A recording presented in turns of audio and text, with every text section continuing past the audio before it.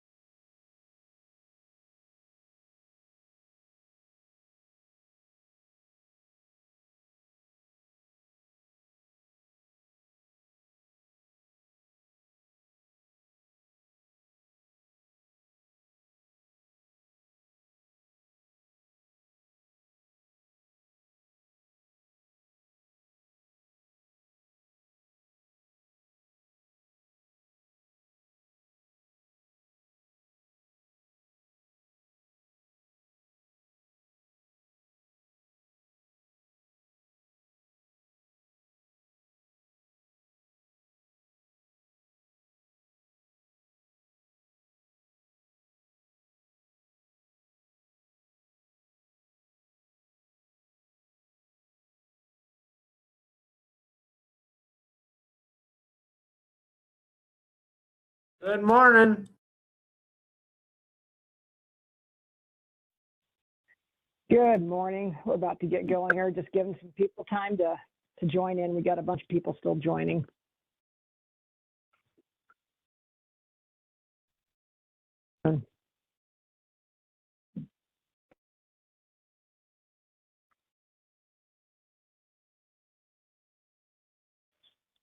Sounds like it's tapered off. Welcome. I am Rachel. Met you or been in your inbox. I am the External Affairs Manager for the Nebraska Broadband Office. Our Director, Patrick Haggerty, typically runs these. He's unavailable today, but we want to keep these running. And I'm a kind of the point of contact. I think hopefully I'll be able to address most of your questions at the end. I just want to thank everybody for coming out and joining us here today. We are recording this, and for those who are unable to attend live, just so you're You're pre-warned.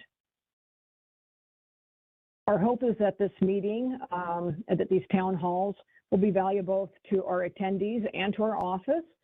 It's been our goal from the beginning to be transparent, accessible, and easy to work with. We want these town halls to be reciprocal. We encourage your feedback and engagement. We will take questions at the end of this. If you can hold questions to the end or put them in the chat. Our agenda for this is going to be, for all of these meetings, for all of our town halls, we're going to do an update of the office. We'll give an update of the program. Typically, we'll have a guest speaker come and join us. We aren't this month. We're just trying to get these up and on our feet. And then we'll take the questions at the end. Each week, we are focusing these. So we're going to do a series of, each month we'll do a whole series of these, focusing each week on a different audience. We thought it would be great to have, it would kind of break up how many people are in the meetings to foster a little better conversation, but also bringing people together of like mind. So the first week we just did last week was with the internet providers. This week is local and tribal governments. Next week, we are focusing on our nonprofits. And then the fourth week, we're focusing on economic development districts. At any point, if you can't attend the one intended for you, you can either watch it on the website or you can join another meeting. The links are all provided publicly. Trevi, can you hit the next? Thank you. So we currently are at 6 positions filled in our office. There's myself. Trevi, who's running the slides for me, is joined us about a month ago. We have over on the other side, on the grants management side, we have Diane Lowe, and she has brought on Shandana Katak as well. And then our Deputy Director, Patrick Redman, is also on here with us today. We have 3 vacant positions. Diane is hiring 2 more grant managers to her team, and I am looking for a policy analyst to join my team. So we always hit people up. If you know anybody with good talent, we are trying to, we've been really lucky so far. We've gotten a lot of really great talent, and we'd like to keep that high bar. So if you got any recommendations, please send them our way. Digital equity, we have fully transitioned the digital equity program over to Nebraska Broadband Office. That was previously housed over at the office of the CIO. And with the retirement of Ann Byers, if you're familiar with that program, she retired last month, and we've been working with her for several months knowing that that was coming. And so Diane Lowe and her team are taking over digital equity. They are currently working to finalize the plan. I believe the deadline is February 13th for that plan to be submitted.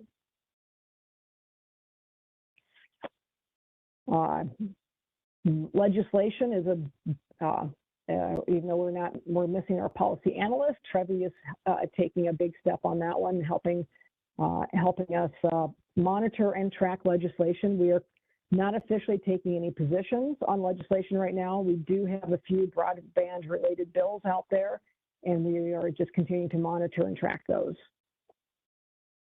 Next slide.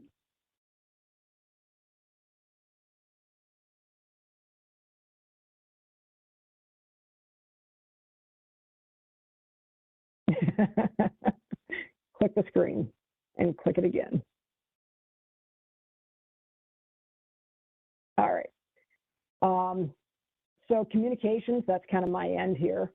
Some of the things we've been really diligently working on right now is we're just getting the branding down of the office as we're trying to stand up the Nebraska Broadband Office itself. We do have a presence now on social media. We started with Facebook. Oh, go back. There we go. You should be able to find us either on Facebook. There are some links, I believe, on our homepage, on our website, which our website has had some major overhauls if you haven't been there lately. We are also in the process, as you probably have seen us in your inbox, of promoting all things challenge related. I think on the next couple of slides we'll go through, you'll see I'll point out some of the updates we've been doing to the website. So we have a new navigational tool. Next slide, there we go. If you see the black bar up top, we have a new navigational tool at the top. And I think that is showing the challenge. There's a whole new bucket of challenge pages. So right here, you're seeing about the challenge, the different challenge, and then on there we have different pages built out for residents and businesses that are broken down specifically for them. For advocates, which that's our big ask of everybody who's here today, is to help advocate for that. And then there's another page specifically for ISPs. As we know, everybody's going to be engaging in this process a little bit differently. So on the advocate page, there are, if you have not been here, there's step-by-step instructions of how to become an advocate. And just so you know, if you haven't heard my spiel already, advocates can only be local and or tribal governments, or nonprofits or ISPs themselves. So they're the only ones who can actually get access to the portal and submit challenges. Residents, we're asking residents to participate in this process, but they have to go through an advocate to actually submit a challenge if the information on our map is incorrect. Next slide. Oh, we skipped one. There we go. So this was some big news for us. If you've heard Patrick Haggerty speak before about what we're hoping to do with our BEAD money, it all gets determined by what's allocated on our map as our categorizations of served, underserved, and unserved populations. When we started about 6 months ago or so, we were looking at these numbers, and the numbers on the left are 30,000 underserved and our 50,000 unserved populations is what we're looking like we had, was looking like how we were going to allocate our funding. And with the funding we have, which is about $405 million right now, our mandate is to get to the unserved. And that was going to be plausible, but difficult. But that's our mandate, that we must get to those all unserved locations to get them to a served definition. With the recent release of the latest FCC fabric, our numbers have drastically changed. We're now at just under 9,000 underserved and just over 15,000 unserved locations, which means the funding we have is going to go a lot further. So we hopefully will be able to get into those underserved locations as well. Next slide. And our biggest update is that our initial proposal, Volume 1, has been approved by NTIA. We are still waiting for the written approval. Once we get the written approval, that is what allows us to move to the next phase of the BEAD process, which is the challenge period. So thanks, team. That's been a big lift on everybody here. So the state of the program right now, so we are waiting for the signed approval of IPV1, which is the initial proposal, Volume 1. That has verbally been approved, and we are just waiting for that signature. We have submitted our initial proposal, Volume 2. And we're now at the curing stage, and we have a deadline of March 1st to get those next modifications to Volume 2 back to NTIA. And then we hopefully are very soon here moving forward into the challenge period. We have a tentative opening date of February 15th, which is right around the corner. Like I said, that's waiting on the signed approval. We're also we are still putting finishing touches on our portal. So we want to make sure that portal is working well for everybody before we can open it. So just to kind of break down for all of you, so this is kind of how the challenge period rolls out. Each window is kind of a 30-day, but it's a rolling clock. So once we open the portal, advocates will have 30 calendar days to submit challenges. If we open on February 15th, the last day to submit will be March 16th. When a challenge gets submitted, whoever is named, you have to name an ISP, an internet service provider. They get named in the challenge. They get notified. The portal will automatically notify them that a challenge has been submitted. They have 30 days from that notification to rebut that notification. And once they rebut it, then it rolls over to adjudication, which we have a consultant that's working with us for preliminary adjudication, and then our office ourselves will be making the final determinations. And we have 30 days from the rebuttal or after that rebuttal window closes if no rebuttal is made. We have 30 days to do our final determination. And then all of those determinations, the challenges, the rebuttals, and the determinations are all forwarded on to the NTIA, where they will make the final update to the map. So next steps in the BEAD program after the challenge phase is we will do a letter of an intent early this summer, and that is where the internet service providers will indicate if they have an interest in submitting, and we do a lot of kind of vetting of those companies ahead of time. It just will help Diane's team kind of get a jump on who's submitting and what their intentions are, and to kind of vet them a little bit before we start taking applications, which we hope will be late summer. And then by the end of the year, hopefully some bids will be awarded and we get some money rolling out.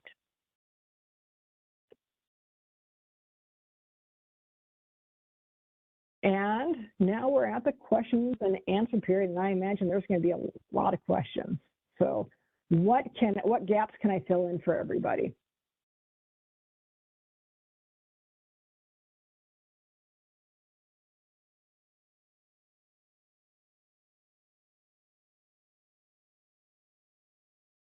Could you talk about the different ways that you can challenge provider? Absolutely. Somebody correct me if I'm wrong, there are 11 different challenge types.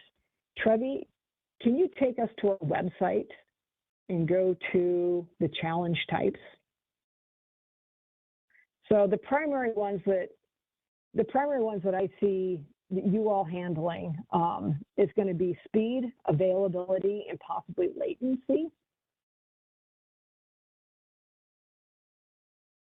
We still see the Q&A slide, Trevi. I think you might have to share a different screen.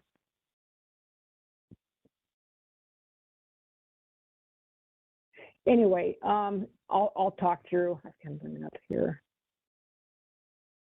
The speed types are probably going to be your biggest ones that I see that people will be coming to you. There are several different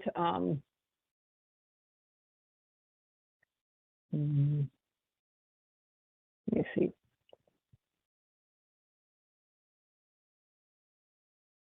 So availability, speed, and latency are going to be the top ones. The speed tests are they're going to be the ones I think primarily you're going to see people coming to you that when they go to the map and they look at the information and it says I get 100 over 20 and there's no way I get these speeds. You know, that's not actually what I'm getting at my house. And so they will actually have to go and take some screenshots. Trevi, can you go to the page under challenge, go to evidence? So on the speed test here on this page, you can see there's two types of speed tests or two different places they can go to take a speed test, Ookla and MLab. When they're there, they can run a speed test. They have to take the speed test on 3 different days. They cannot be, I think it's like 60 days. They can't be taken more than like 60 days prior to it. We'll have that date updated. I think it's now at the 15th, December 15th. It can't be prior to that. And then they probably will have to also attach like a photocopy of their, or just a copy of their bill or a screenshot of their bill that shows what they actually subscribe to. Obviously, you know, if a provider offers a speed and they're not subscribing to it, they're not going to get it. So, you know, this is the whole point of this. The challenge is to make sure our map is accurate. in all things, whether, whether the technology is available to them, whether that providers actually, can they actually provide service to them? Will they, if they're not actually in their area, it's mismarked. If their speed is correct. And like latency is that kind of, and that comes up on that speed test too, that latency sometimes is referred to as the ping. I think I saw a question in the chat about what are at the local government level, what are you needing municipalities to do? Good question. This is exactly why I want you guys here.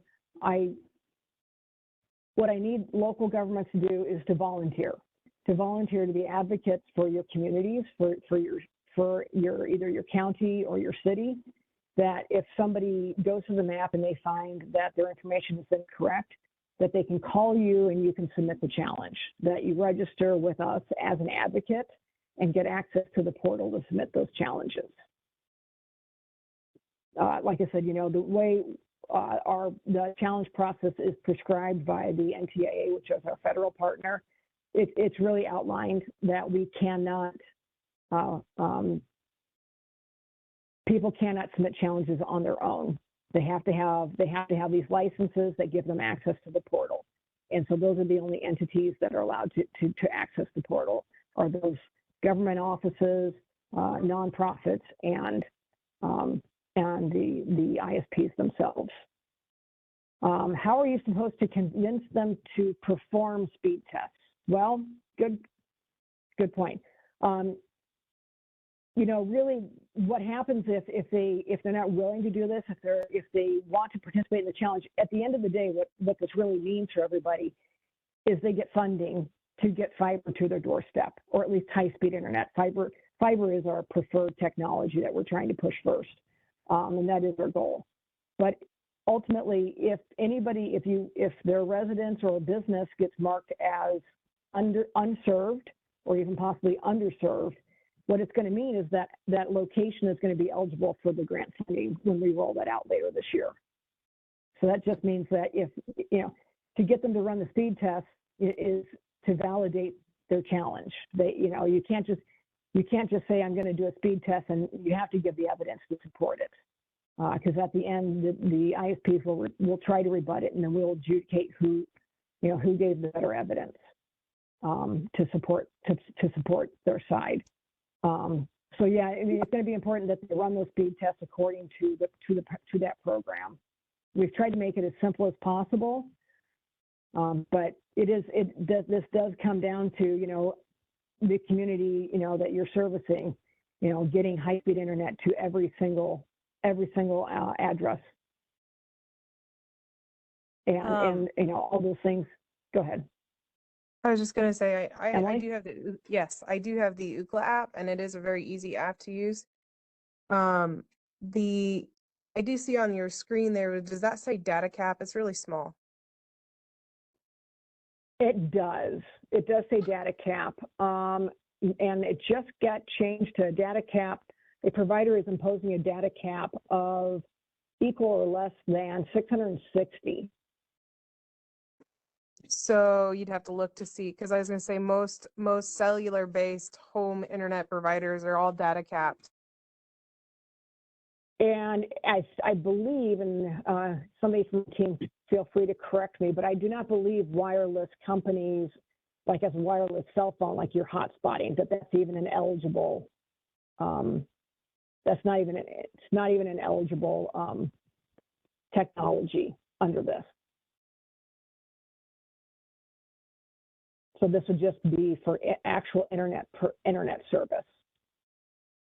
I believe you also talked a little bit about, it's not something where you have to speed test every house. Is that so many in a census block?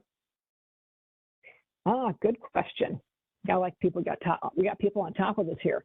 So yes, there are going to be area challenges, and an area challenge basically gets enacted when 6 or more locations in a census block have challenged the same provider with the same challenge type. So if there are six residences that challenge on speed, it will activate an area challenge to that entire census block.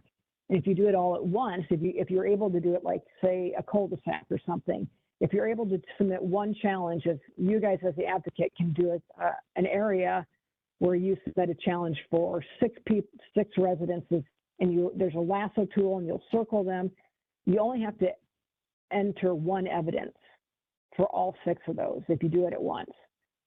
If you do them individually, you'll have to upload evidence for all 6 individually. But if you do them as once, as a block, you can submit one evidence for all 6 of them. It triggers an area challenge, and then the internet provider has to rebut every individual location in that census block. So that is one of the easiest ways to get a large area triggered for a challenge on a provider. So what's the best way to kind of look at our local areas and find the places that we need to challenge? I would say, by going to our map, looking at your area and looking to see, and I'll be sending out some engagement pieces too that you can send out into your communities to encourage people to look. We are going to be doing some radio spots during the 30 days of the challenge submissions. So that'll encourage people to hopefully go check our map. And I will say this is one thing that I find it's not as intuitive. When you get to the map and you're looking at your area, you really got to zoom in. Can you zoom it all the way in, Trevi? So you're going to start to see initially there's like these hexagons here. And you have to, and you'll keep zooming until there's your hexagons. Zoom even further in until you can find buildings. And you can see those outlines of those buildings, and you click those dots, and the pop-up window will come up, and as you can scroll through to verify what information is on there. But I would look around your town and see what providers are listed, what the speeds are, what technologies are listed, and start reaching out to see if some of those, if that looks right to you or not.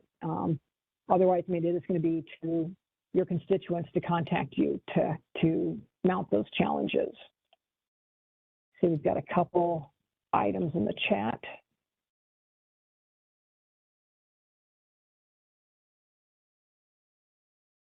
Here. Are you guys just doing or Um, focusing on the unserved? Or you said will there be underserved? So for the funding well, portion? at this point, right, the funding, the unserved will absolutely get hit. That is our mandate. Our mandate is to reach all the unserved and make them served. As for how far the money will go, we do believe it'll hit some of the unserved. Well, I can't speak until we get some of more data in, and we're going to do like defined project areas for the ISPs.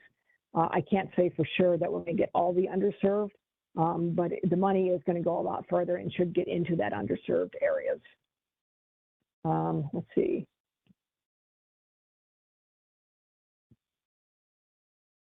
Areas that already have an enforceable broadband grant funding outside the speed will still be excluded. That is correct. So yes, there are a lot of enforceable commitments, and that is actually what changed the numbers on our numbers before. It was those enforceable commitments that came in and reduced those numbers down to where they are now. So yes, we are doing, this is like the deduplication process, if you've heard that talked about by our office before. The deduplication so we don't want to spend money on something that's already going to be served. So that is something that some of the ISPs probably will be challenging, that they have enforceable commitments with planned service in an area. So those will, anything that has an enforceable commitment grant funding outside of this will be excluded from this. They'll be marked as served. And even if you see something as served and it says an enforceable commitment, it doesn't necessarily mean it's that it has it now. It just means that it's coming within the next couple of years. Do satellite and or fixed wireless count as serving an area? I know that's going to be one of our last options for actually serving people, but can somebody else on my team speak to, does it actually count as serving I can an take area this right one, now? Rachel. I can take this one, Thank Rachel. you. So basically the way that we need to look at this is there's effectively 3 tiers of technology that we can award to. The priority project area is going to be fiber service.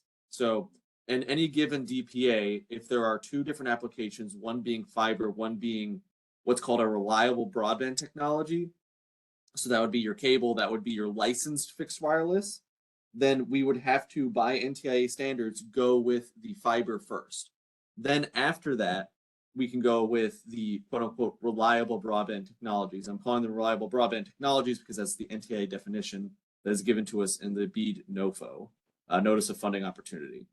Then after, we get our first round of applications, we are going to be reassessing our DPAs and determining what are called extreme high cost locations, I believe is what it is, or something to that effect. Effectively in those Threshold? areas, sorry, what?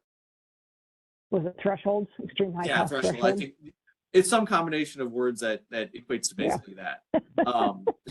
But then what the NTA is allowing us to do is to then go and dip into the quote unquote unreliable broadband technologies. So with that, we would be talking about our low Earth orbit satellite and our unlicensed fixed wireless. So that'd be kind of just moving a little bit further down the line. We want to prioritize, obviously the priority services, the more quote unquote reliable services. But at the end of the day, we want to make sure everyone gets served, which is why we're going to be making that determination for that extreme high cost per location threshold. So that's kind of how that breaks out. And that's outlined in our volumes as well as in the Notice of Funding Opportunity put out by the NTIA. Thank you, Patrick. Yeah, no problem. What if an ISP is only partially available in an area? For example, in Page, if you live on a main road, you have fiber, but if you are a few blocks away, you do not get it. Well, I would, Dawn, I would absolutely, I encourage you to double check those addresses and to see how they are classified on our map. Like I said, if they are classified as unserved right now, that will make them BEAD eligible. If they're not, if they're marked as served, I would verify that they are not actually served or not actually served or under an enforceable commitment right now. And then that would be a good case to challenge, to mount a challenge against those to show that they are unserved. Yeah, and Rachel, if During you the- don't mind me hopping in here real quick. Yeah, please do. I just want to add, when you're looking at the map, as Rachel's been kind of saying throughout this, you really want to be looking at the green dots in your area. If it's yellow or red or pinkish red, I guess, magenta, then those areas are already BEAD eligible, and those areas are going to get built out through our BEAD program, specifically the red ones. And again, back to what Rachel was saying, we're going to be reassessing once we get all the red ones taken care of, all the yellow ones. It's really the green ones that you want to keep an eye out for. If you know an area has, not great broadband service, or it's not served and it's being represented as green, that's an error for us to take care of. Because if they're represented as green by the end of this challenge process, they will not be getting broadband build out. So that's where you need to be focusing all of your energies, is making sure that those places that are green are actually served and that we're not missing anyone, because I would hate for us to be in 2029 at the end of this. We took care of all of the red dots, we took care of all the yellow dots, but because we misclassified a couple green dots, some people are left out in the cold, and we really don't want that to happen.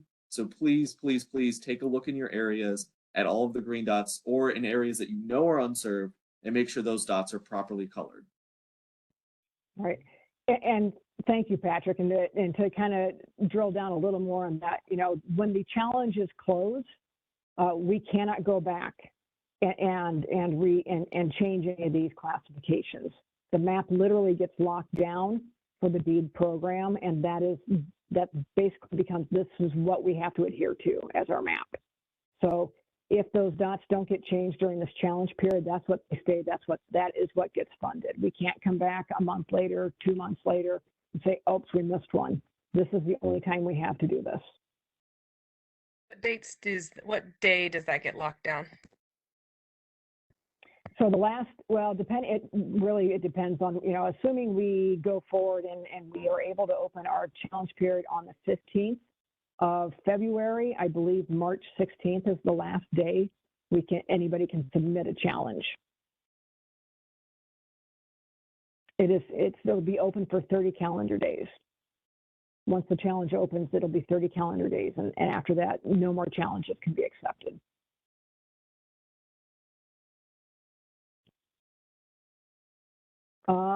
Question in the chat. During the pandemic, the Pine Ridge Indian Reservation was required either through Tribal Health or IHS to provide telehealth services over a broadband connection to 3 counties in Nebraska.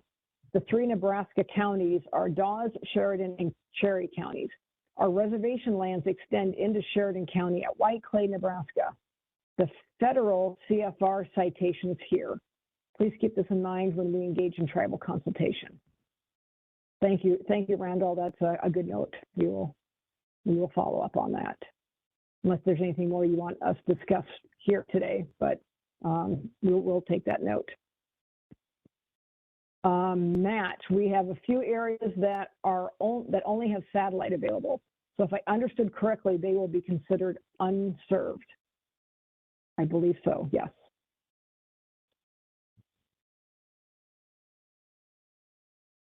So Rachel, to give a little bit more clarity to Matt's question there, if you go to the BEAD NOFO on page 28, it states, for the purposes of the BEAD program, locations served exclusively by satellite or services using entirely unlicensed spectrum or technology not specified by the Commission for the purposes of the broadband data maps, they do not meet the criteria for reliable broadband service and so will be considered unserved. So that is correct, Matt. Straight from the NOFO. Because everybody has a NOFO up, Patrick. I know. I'm just giving the citation so then they know, I know. exactly what I'm talking about. We got to have a little fun in here. No, of course. Correct me if I'm wrong. Wasn't on the FCC BDC website. Fixed wireless was accepted in the service there, right? Yeah, that is licensed fixed wireless, different from unlicensed fixed wireless. So that's different though on your end of this. We do accept licensed fixed wireless. Yeah, we accept licensed. Yeah, that would be considered a quote unquote reliable broadband technology. Getting back to what I was saying before, is we can open up to these not considered reliable broadband technologies once we establish our extreme high cost per location threshold, different from the high cost threshold, which we don't need to get into right now.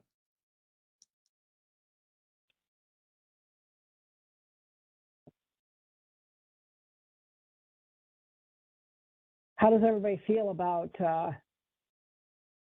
participating and becoming advocates? What can we do to help your constituents in your area?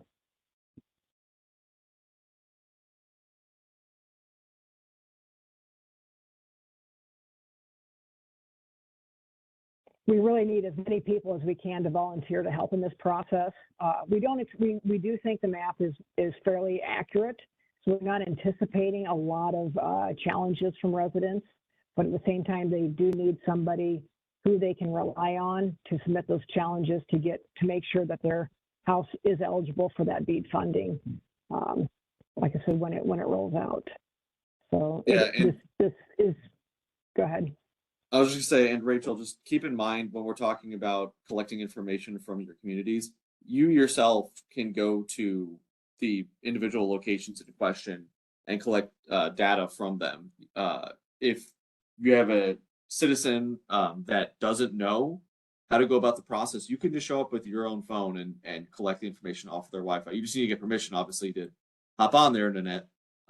So if they're like, oh, I don't have good service, but I don't know how to test it, I don't know how to do any of this stuff, you can, of course, with our help, go in there and collect the data yourself. So that way we don't have to, be limited by difficulties working with the citizenry. We can go in there and collect the data. We being, of course, the advocates. We being them. Yes, how long does it take to become How long does it take to become an advocate? Is it a simple 10 to 15 minute setup? So I'll be honest. This is one of the reasons why citizens themselves can't just do it. I don't think it's terribly cumbersome, but it's also not terribly easy. It is a multi-step process. It does require that you get an FCC license, that your office gets an FCC license, and then you must obtain a CostQuest license, which is a Tier E for the governments here. I do believe NACO already has a license, and we spoke with them yesterday. And so if you're a county, they're looking into sharing their license with all the counties, so you would not actually have to go through the process and get a license yourself. I think there might be a similar option for some of the cities, but you are able to. Several cities have already gone in and registered, and I don't know if any of them want to speak here about how that process went. But you do, like I said, you do have to get the FCC number for your office and then a CostQuest license. And then there's a form on our website where we collect all the evidence and not all the evidence, where we collect all of your information from that and we forward it on to Vetro, which is the portal. Credentials for the portal, once you submit that to us, credentials will go out the day we open the portal with a link to the portal. So just, be patient as we try to get that portal wrapped up, because we can't give anybody access to the portal until the challenge actually opens.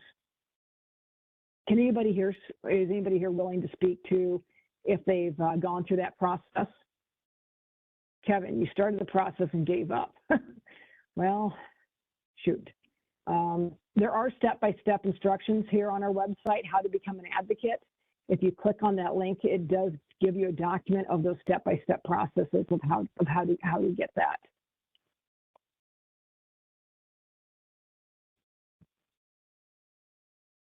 Has anybody here successfully gotten their license?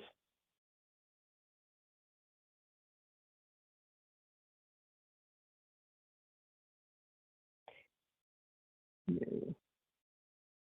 Matt, you're waiting for your Tier E license. Okay. Our office is absolutely willing to help anybody walk through those steps as much as possible. So give us a call, send us an email. We'll try to coordinate with you some help to get those things.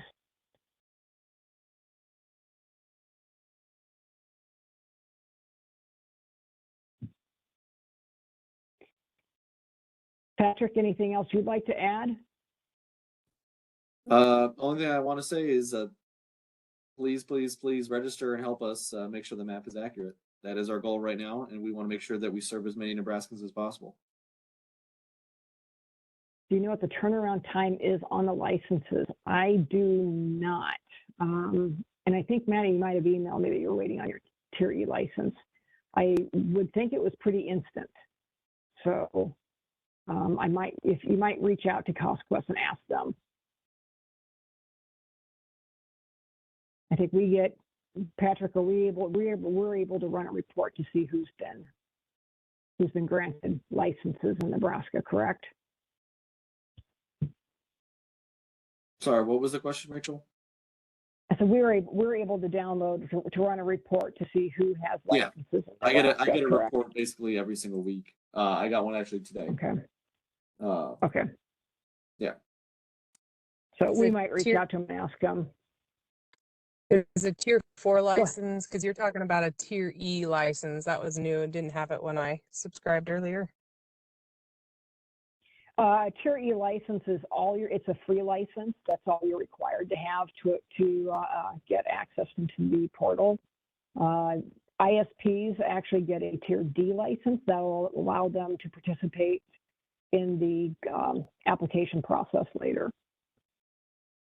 I'm thinking we actually have a Tier C license. There are other licenses, but the Tier E, I think, is the easiest to obtain, and it's free.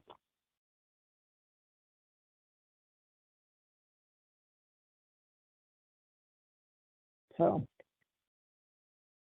and I will say this isn't Kevin said that he looked at his area. I mean, did he see an area that he would disagree with? So it influenced his decision not to complete the registration, which is valid. I would just say, if you have somebody, be available to your constituents if they call you and ask you to help them. And if that, you can register at any point during these 30 days, you can register then. You don't have to have the portal license to get in day one, but obviously it just kind of streamlines things. So, any other questions?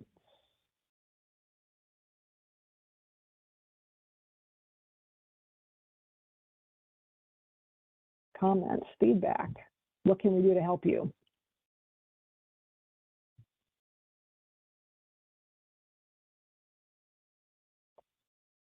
All right, well, Trevi, if you want to share that last slide again, are you able to do that? Or at least just our email and contact information. Please feel free to reach out to us if anything else comes up, you have any other questions, call us, email us. Visit our website. There's a plethora of information on our website. We're trying to get more up every day. So we are trying to build an FAQ. So common questions like this, we will try to incorporate into those FAQs as well. Thank you so much for joining. Have a great day. Have a great weekend. Tomorrow's my weekend. Have a good one, everyone.